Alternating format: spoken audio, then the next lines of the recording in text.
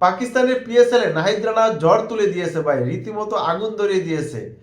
মানে কোনো ব্যাটসম্যান তো তার বল ভালো করে চোখেই দেখে না, যেন তারা সর্ষাপুর চোখে দেখতেছে। পাকিস্তানের ব্যাটসম্যান আজম খান মানে একে একে টানা 4 বল ফেস করেছে, মানে একটা রানও নিতে পারেনি।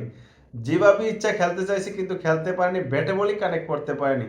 4 বল শেষে সে একটা রান নিতে পারছে দেখেন। মানে অনেক চেষ্টা করতেছে, মানে কোনোভাবেই কাজে লাগাতে পারতেছে না। 4 নম্বর বলে সে একটা সিঙ্গেল নিয়েছে, অনেক কষ্ট হয়েছে আজম খানের।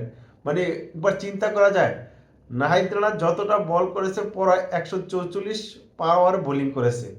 দেখেন, চিন্তা করে দেখেন যে বাংলাদেশের বলে কথা, বাংলাদেশের একটা বলার পাকিস্তানের পিএসএল ডমিনেট করবে, সেটা কিন্তু দেখতেই ভালো লাগে ভাই।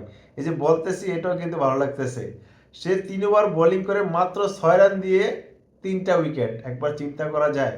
মানে ব্যাটসম্যানেরা মানে কোনোভাবেই খেলতে পারতেছে না। মানে এত স্পিডে বোলিং করতেছে, মানে বলার বাইরে, মানে তারা যেন মনে হয় যে মানে বিশ্বের মানে সবচেয়ে বড় মানে বলারকে ফেস করতেছে। এই যে এই উইকেটটা নিল কিন্তু তার নিজের বলে নিজে বোলিং করে মানে উইকেটটা নিতে পারে। মানে মানে ব্যাটসম্যানরা চেষ্টা করতেছে কিন্তু রান নিতে পারতেছে না, কি করবে ভাই। মানে তারা তো বল ব্যাটে বলিং কানেক্ট করতে পারতেছে না। এটা হচ্ছে বাংলাদেশের গর্ব।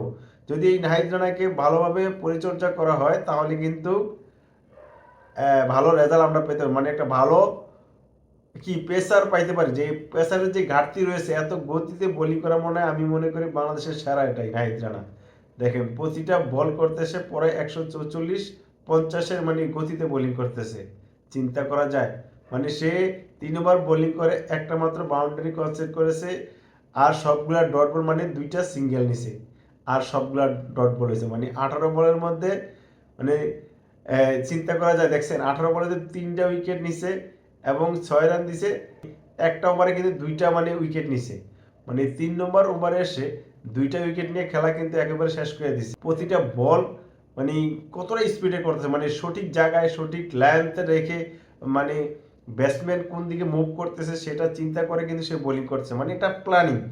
এটাই হচ্ছে ভালো বলারের বৈশিষ্ট্য। এই যে এই অ্যাডাম জাম্পারের মানে যে একটা বোলিং করছে, মানে তার একবারে বুকে এসে লাগছে ভাই, মানে সে কিন্তু অনেক ব্যথা পাইছে দেখেন।